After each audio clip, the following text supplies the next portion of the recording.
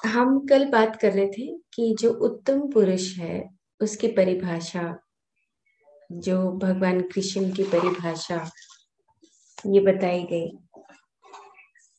और भगवान कृष्ण अभी कर्मों की बात शुरू कर दी। दूसरे अध्याय में बात थी कि तुम आत्मज्ञानी बन जाओ। अब कर्म की बात करने लगे और कहने लगे कि पहले तुम मेरे बारे में सुनो। तो कल अपनी बात बताई उन्होंने कि कृष्ण किसको बोलते हैं, सज्जन पुरुष किसको बोलते हैं, उत्तम पुरुष किसको बोलते हैं। और कहने लगे कि जैसा मैं करूंगा वैसा ही मेरे को सब अनुसरण करते हैं। अगर मैं ही जागरूक ना हूं तो सब ही जागरूक नहीं रहेंगे। तो उसी को आगे बढ़ाते हुए वो बताते हैं। अगला जो श्लोक है गीता का तीसरे अध्याय का 25वां श्लोक, उसमें कहते हैं, हे अर्जुन, अज्ञानी जन फल की अपेक्षा से जिस प्रकार कर्म करते हैं और ज्ञानी जनों को भी आसक्ति रहित होकर लोक हित के लिए करने वाले कर्मों को करना चाहिए।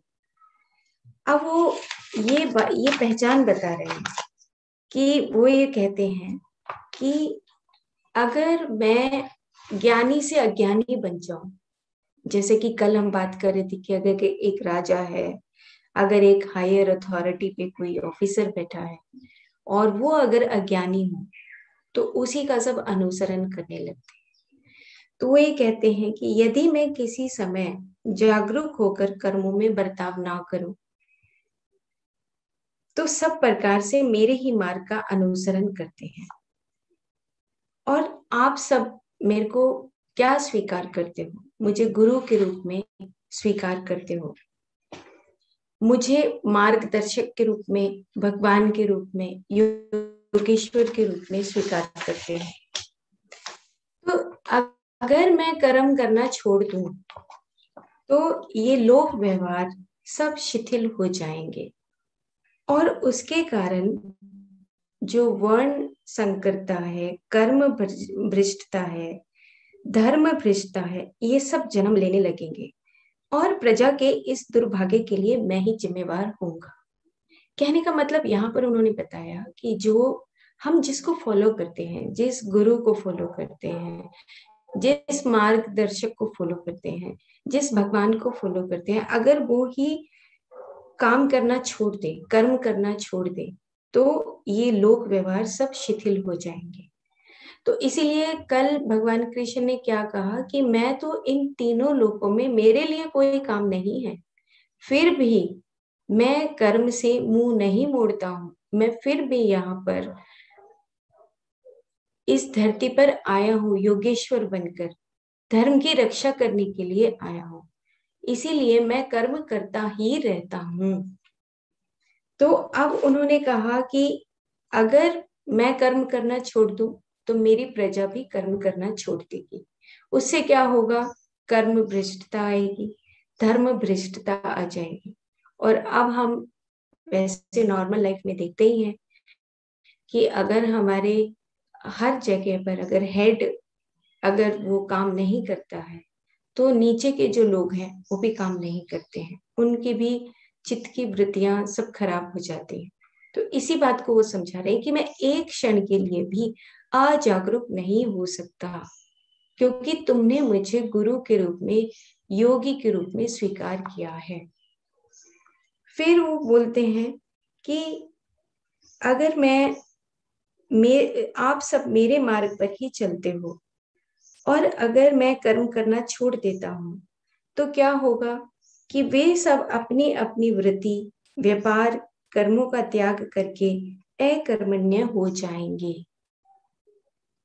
अब क्या होता है कि वृत्ति मतलब व्यापार करना, यानी कि नौकरी करना। हम कोई जॉब करते हैं, अगर हम उसमें काम ना करें, क्यों? क्योंकि हमारा बॉस काम नहीं करता। हम ऑर्गेनाइजेशंस में डेली हम इस तरह की सारी समस्याओं को देखते हैं कि अगर हम ठीक नहीं है, हमारे से छोटे वाला ठीक नहीं है, उससे छोटे वाला ठीक नहीं है, तो ये पूरी एक चेन सिस्टम है, अगर ये ठीक नहीं है। तो इसी बात को यहाँ पर वो समझा रहे हैं कि एक राजा को, एक शासक को, एक योगी को कैसा होना चाहिए। तो इस प्रकार वो समझाते समझाते कहते हैं कि इन सब का जिम्मेवार कौन होगा, इसके इस अराजकता के लिए मैं स्वयं ही जिम्मेवार हूँ। और ऐसा होते हुए इस अराजकता को जो ये फैली है, इसके लिए मैं जिम्मेवार तुम लोगों के द्वारा बना दिया जाऊंगा। तो बहुत गहरी बात अभी भगवान कृष्ण ये बात बता रहे हैं। उसके बाद फिर आते हैं, दो बातें उन्होंने यहाँ पर डिफ्रेंशिएट किया है कि अज्ञानी जन जब काम करते हैं तो क्या करते हैं, फल की अपेक्षा से कर्म करते हैं, जो अज्ञानी जन है। और जो ज्ञानी जन है वो आसक्ति रहित होकर लोक हित के लिए काम करते हैं। तो वो कहते हैं चाहे ज्ञानी हो और चाहे अज्ञानी हो, योग्य कर्मों को करते ही रहना चाहिए। अंतर करने से के विधान में, कर्म आचरण में करने का जो है वह काम्य कर्म नहीं बल्कि निष्काम कर्म है। अब इस श्लोक में दो चीजें उन्होंने डिफरेंशिएट कर दिया कि जब हम निष्काम कर्म करते हैं तभी हम क्या होते हैं, योगी बनते हैं। जब हम निष्काम कर्म करते करते करते करते आगे बढ़ते हैं तब हम गुरु की संज्ञा को प्राप्त करते हैं, तब हम प्रजापति बनते हैं, तब हम एक मार्गदर्शक बनते हैं। और अगर एक मार्गदर्शक अज्ञानी हो तो उसी को सब फॉलो करने लगे तो पूरी प्रजा भी कर्म भ्रष्टता में पड़ जाती है। तो ये इन्होंने यहाँ पर बात समझाई। और फिर जो अज्ञानी है वो जन्म मरण के चक्र में बंधता ही रहता है। जैसे हम कल बात कर रहे थे कि ये जो धरती है ये एक स्कूल है, स्कूल ऑफ री incarnation, school of choice, school of illusions, delusions. क्योंकि हम अहंकार में आके हम अपने कर्म और कर्म फल को चाहते हुए अहंकार में रहकर हम अपनी चॉइसेस को चुनते हैं और बार बार पुनरपि जननम पुनरपि मरणम, इस जन्म मरण के चक्र को चुनते ही रहते हैं। तो भगवान कृष्ण क्या बताते हैं, कहते हैं कि अब तुम अज्ञान से हटकर ज्ञान की तरफ आ जाओ अर्जुन। जैसे मैं इस यहाँ पर इस धरती पर कर्म करता ही रहता हूँ, हम अलग अलग योगी बनकर, योगेश्वर बनकर इस धरती पर आते ही रहते हैं। जैसे महात्मा बुद्ध आए, जीसस क्राइस्ट आए, मोहम्मद आए, गुरु नानक जी आए, सब इस प्रकार से एक अपने कर्म को करने के लिए जब जब धर्म की हानि होती है तो वो आते ही रहते हैं। अब उससे अगला जो श्लोक है बहुत इंपॉर्टेंट है, बहुत इंपॉर्टेंट है। ये अगर हमें श्लोक समझ आ जाता तो हमारी जिंदगी पलट जाएगी। अब श्लोक नंबर 27, उसमें वो कहते हैं कि अब तुम्हें एक बात और सीखनी है कि जो संपूर्ण कर्म सब प्रकार से प्रकृति के गुणों द्वारा ही किए जाते हैं, फिर भी अहंकार से विवेक शून्य व्यक्ति सब मैं ही कर रहा हूं ऐसा मान लेते हैं। अब अहंकार की बात आ गई। हम छोटा सा कोई काम करते हैं तो हम ये कहते हैं कि ये तो मैं ही कर रहा हूँ। जैसे फॉर एग्जाम्पल वो कहते हैं कि ये काम तो सब जो कर्म चल रहे हैं इस पूरी धरती पर, इस पूरे ब्रह्मांड में, वो प्रकृति के गुणों द्वारा ही किए जाते हैं। जैसे कि हम सब कनेक्टेड हैं। अब मैं ये कहने लगूं कि मैंने आप लोगों को जोड़ा है तो ये तो अहंकार हो जाएगा। ये तो एक प्रकृति के बनाए हुए गुणों के अनुसार हम उस यूनिवर्सल प्लान के तहत काम कर रहे हैं। यहाँ पे अहंकार की बात ही नहीं है। कई बार होता है कि हम कोई काम करते हो तो हम कहते हैं ये तो हमने ही किया है। तो वो कहते हैं कि ये तुम्हारी विवेक शून्य जो तुम्हारा मन है, वो तुम मन के अंदर उलझकर इन गलत बातों को तुम सीख रहे हो, अज्ञान की तरफ जा रहे हो। अब उसमें दो बातें यहाँ पे, दो डिफरेंस बताए हैं, बहिर् कर्म और अंतर्गुण। बहुत इंपॉर्टेंट श्लोक है। माय डियर फ्रेंड्स, ये समझना बहुत जरूरी है।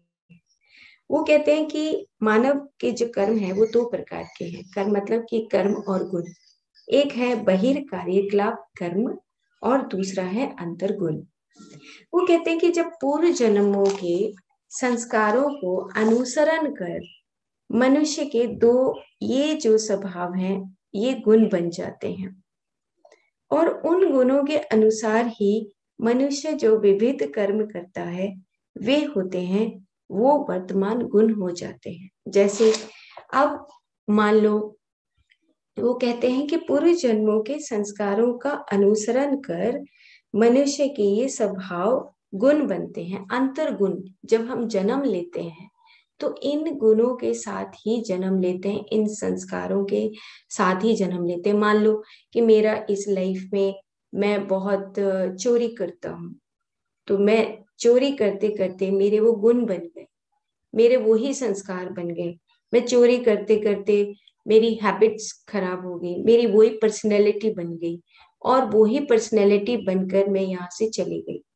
तो नेक्स्ट लाइफ में मेरे जो कर्म हैं और जो गुण हैं, उस गुणों की वजह से जो मेरा हुआ बना था, मैं वैसे ही कर्मों को बाहर निकालूंगी। जैसे इरिटेट होना, चोरी करना, हम बार बार रोकना चाहते हैं, लेकिन जब तक हम ध्यान साधना में नहीं आते इन चीजों को हम जान नहीं सकते, और वो कर्म बार बार करते रहते हैं। उसके लिए एक पुस्तक है, अगर आप पढ़ सकें तो डॉक्टर रॉबर्ट सोबोदा की एक पुस्तक है, लॉ ऑफ कर्मा।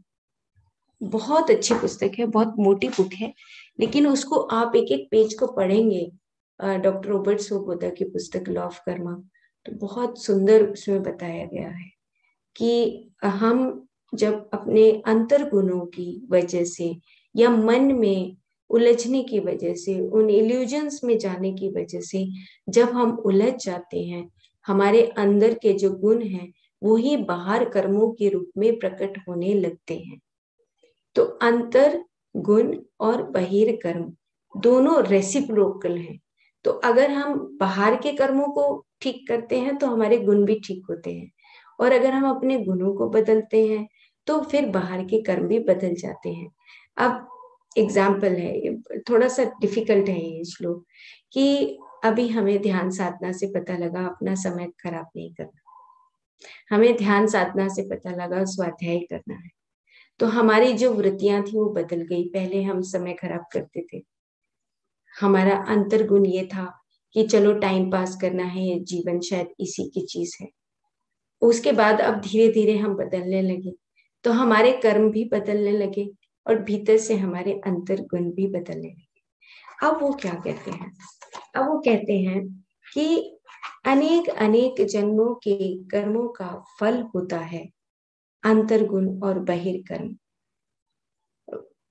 उसके बाद फिर आगे बोलते हैं, जीव जो है अनेक जन्म लेता है, क्योंकि जिसका जो गुण है उसे अकस्मात अचानक से उन गुणों को बदलना असंभव होता है। जैसे हम बोलते हैं कि बुजुर्गों को बोल देते हैं ये नहीं बदलेगा, जबकि हम खुद भी अंदर से नहीं बदलते हैं। हम दूसरों के ऊपर कटाक्ष करते हैं कि इसने तो सारी जिंदगी बदलना नहीं। तो इसीलिए क्योंकि हम अनेक अनेक जन्मों में उन अंतर गुणों से बंध जाते हैं, उन संस्कारों से बंध जाते हैं, उन चित्त की वृत्तियों को बना लेते हैं, और जिससे हमारे बहिर्कर्म भी वही होने लगते हैं।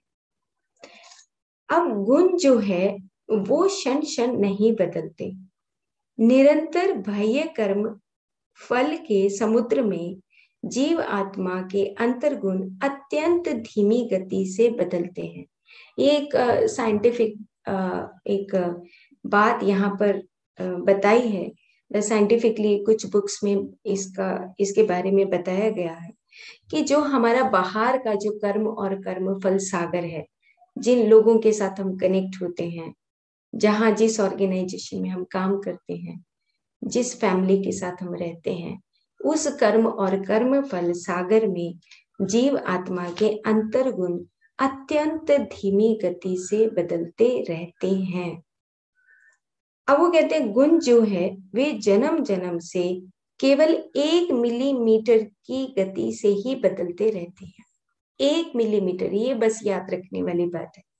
हम लाइफ में चेंजेस चाहते हैं तो हमें ये चीज याद रखनी पड़ेगी कि अगर हमें अपनी एक ही लाइफ में बहुत सारी चीजों को चेंज करना है तो उसमें हमें ध्यान साधना, संकल्प शक्ति, जागरूकता, अपनी वाणी के ऊपर कंट्रोल, ये बहुत सारी बातें हमें सीखनी होंगी। अदरवाइज ये कहते हैं कि नॉर्मली जो हमारा जो प्रकृति का एक नियम है, सृष्टि का जो नियम है, उसके अनुसार ये गुण जो है वो 1 मिलीमीटर की गति से ही बदलते रहते हैं। इसीलिए हम किसी को क्रिटिसाइज ना करें कि कर्म निंदनीय है, ये गुण निंदनीय है। ये निंदनीय नहीं हो सकते हैं क्योंकि तुम नहीं चला रहे हो इस पूरी सृष्टि को। ये पूरा सृष्टि जो है, ये प्रकृति के गुण अपने आप ही धीरे धीरे बदलते रहते हैं। जैसे आपने देखा होगा कि पहले जहां पर पहाड़ थे वहां पर राजस्थान हो गया, मतलब रेतीला इलाका हो गया, और जहां रेतीला इलाका है वहां पर पानी आ गया। ये प्रकृति अपने नियम खुद अपने आप चलाती है, आगे बदलती रहती है। लेकिन जो अज्ञानी पुरुष है वो ये कहते हैं ये तो सब मैंने करा है। घर में कई बार होता है, देखो मेरी वजह से वो बदल गया है। बहुत सूक्ष्म बात है। भगवान कृष्ण अर्जुन को, मतलब पूरी दुनिया को एक अर्जुन के स्वरूप में समझा रहे हैं कि हम जब अपने संस्कारों में बदलाव लाते हैं, अपने भीतर गुणों में बदलाव लाते हैं, तो कर्म भी बदलने लगते हैं। और वो कैसे बदलेंगे? जब तक हम आत्मज्ञानी नहीं बनेंगे। हमारी आत्मा में जब तक हम खुद में वास नहीं करेंगे, खुद में जागरूकता नहीं आएगी, तब तक हम इन कर्म और गुणों को सीख नहीं सकते। और जब सीखते हैं तो अहंकार हमेशा के लिए परे हो जाता है। फिर हम अहंकार वश होकर ये नहीं कहते कि ये हमने किया है। ये प्रकृति जो तमस गुण है, रजस गुण है, सतु गुण है, शुद्ध सात्विक गुण है, निर्गुण है, ये सब अपने आप ही बदलता रहता है। और हम देखते भी हैं कि कई बार होता है, एक बच्चा है वो पहले बहुत शैतान होता है, उसके बाद वो खुद बदल जाता है, हमारी जरूरत भी नहीं पड़ती। तो हम ये समझें कि हम कई बार कहते हैं कि माता पिता ने अच्छे संस्कार नहीं दिए। यहाँ पे बात संस्कार माता पिता की नहीं है, बच्चा कहाँ से आया है और कहाँ किस घर में उसने जन्म लिया है, और जन्म लेने के बाद वो जहां से अपने उन अंतर गुणों को संस्कार के रूप में कलेक्ट करके जब इस लाइफ में आया है, तो वो उसी के अनुसार अपने कर्म जब करता है, तो हमें ये बात समझनी है कि उसको हम ध्यान साधना में लाकर या काउंसलिंग के माध्यम से या उसको स्वाध्याय के माध्यम से हम उसको बताएं, तब वो जागरूक होकर अपने अंतर गुणों को बदल सकता है। जैसे भगवान कृष्ण अर्जुन को समझा रहे हैं कि तुम ये बात समझो कि अगर तुम्हारे में जो बदलाव आएगा वो तब आएगा जब तुम एक आत्मज्ञानी बन जाओगे। तो ये बात हम यहाँ पर हम सबके साथ ये लागू होती है। तो इस प्रकार से उन्होंने कहा कि जब तुम अहंकार करने लगते हो तो तुम कहते हो कि मेरा बाजू वाला कर रहा है या मैं खुद कर रहा हूं। तो जब तुम अहंकार में चले जाते हो, अहंकार में जाते ही आपके अंतर गुण यानी कि आपकी जो चित्त की वृत्तियां हैं वो बनने लगती हैं, और चित्त की वृत्तियों से ही बहिर्कर्म आपके रिफ्लेक्ट होने लगते हैं, और बहिर्कर्म रिफ्लेक्ट भी होते हैं। हमने देखा है कि कल भी हमने एक चर्चा की थी कि जो खुर्शीद भावनगरी का जो पुस्तक है laws of the spirit world, उसमें भी इस तरह के 2 तल बताए गए, फर्स्ट और सेकंड, जिसमें 7 डिविजन्स हैं कि जो लोग चोरी करते हैं, मर्डर करते हैं, वो जल्दी से फ्री नहीं होते। उनकी सोल जो है वो एक दूसरे को खींचती रहती है। जो ग्रुप में काम करते हैं वो कहते हैं कि जब मैं ही जन्म नहीं ले रहा हूं तो तेरे को भी नहीं लेने दूंगा। इस तरह की जो बात है वो खुर्शीद भावनगरी की जो पुस्तक है उसमें बताई गई कि एक तल से दूसरे तल तक जाने के लिए भी पता नहीं कितने कितने लाइफ टाइम्स लग जाती है। इनकारनेशन ही नहीं होता है। वो वहीं पर ही अटके रहते हैं। तो इसीलिए उन्होंने कहा कि अगर जो ये प्रकृति अपने जब गुणों को और अपने आप ही निरंतर बदलती है, तुम अहंकार में ये मत बोलो कि मैं ऐसा कर सकता हूं या मेरी वजह से बदलाव आता है। तो यहाँ पर उन्होंने कहा कि ऐसा स्मरण रखना ही विवेक है। सब वैसा वैसा होते जा रहा है, लेकिन करने वाला करवाने वाला कोई भी नहीं है। मनुष्य को अपने अविवेक को दूर करना चाहिए, उसे सुनिश्चित रूप से विवेकवान बनना चाहिए। मैं वह ऐसी भावनाओं से विवेक शून्यता आती है जहां पर मैं आ जाता है। और हम तो रोज बात ही करते हैं कि छोटा मी यानी कि मैंने किया है। जहां पर आप मैं आ गए वहां पर आप स्टकअप हो जाते हैं, रुक जाते हैं कि ये मैंने किया है। तो उस मैं से जो मैं में उलझता है वो विवेक शून्य होता है, उसके पास विवेक नहीं होता, विवेक रहित होकर काम करता है। और अंत में वो कहते हैं कि इसीलिए इस प्रकार हो रहा है ये कहना महाविवेक है। मतलब हम ये कहें अंडरस्टैंडिंग है कि ये सब प्रकृति अपने आप ही अपना काम कर रही है। जैसे अनाहत चक्र की बात करते हैं, अपने आप एक संयम आ जाता है, शांति आ जाती है। हाँ, मेरे घर में अलग अलग तरह की सोल्स ने जन्म लिया है, मुझे उन्हीं के साथ रहकर रिस्पेक्ट के साथ प्यार के साथ उनके साथ रहना है, क्रिटिसिज्म नहीं करना है। हम कई बार बोलते सारा दिन पड़ा रहता, कुछ करता ही नहीं, सोया ही रहता है। उस एस्पेक्ट को बोलने की बजाय हम उसको कुछ अच्छी बातें सिखाएं तो उसमें बदलाव आता है। सेम इसी तरह ऑर्गेनाइजेशन में भी बदलाव आता है। अगर हम उनको नेगेटिव ना बोल के हम दूसरे तरह की बातें उनको समझाएं। तो अंत में वो कहते हैं कि अहंकार ही मूढ़ता है और अहंकार रहित होना ही विवेक आत्मा बनता है। तो ये श्लोक यहाँ पर खत्म हो जाता है और वो ये कहते हैं कि अब तुम्हें अर्जुन एक विवेक आत्मा बनना है। अंतर्गुण और बहिर्कर्मों को जानते हुए तुमने अपने अंदर बदलाव लाकर एक आत्मज्ञानी बन जाना है, विवेक आत्मा बन जाना है। मैं चाहता हूं कि तुम भी मेरी तरह एक मार्गदर्शक बन जाओ, तुम भी मेरी तरह एक योगी बन जाओ।